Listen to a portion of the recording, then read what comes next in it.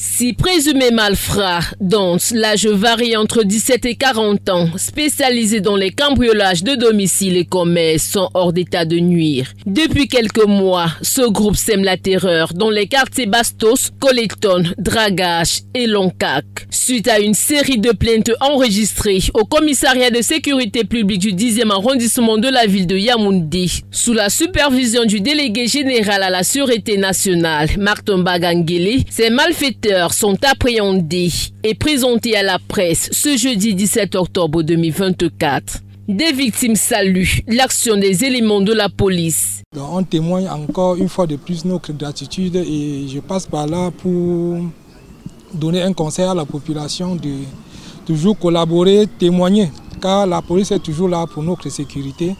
Vraiment, il faut vraiment collaborer avec la police. Ces repris de justice utilisés en mode opératoire bien connu.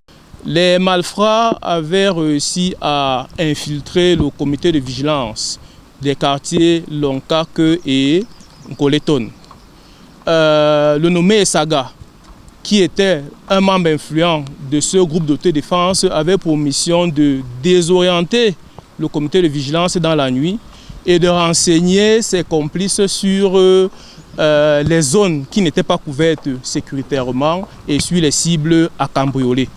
C'est ainsi donc que ces acolytes pouvaient donc en toute quiétude commettre leur forfait en dévalisant et en passant au peigne fin les domiciles ou les commerces ou les structures sur lesquelles leur choix avait été porté. À l'aide donc de pinces Monseigneur, d'échelles, de scies et d'autres matériaux, ils vont donc réaliser leurs différents forfaits.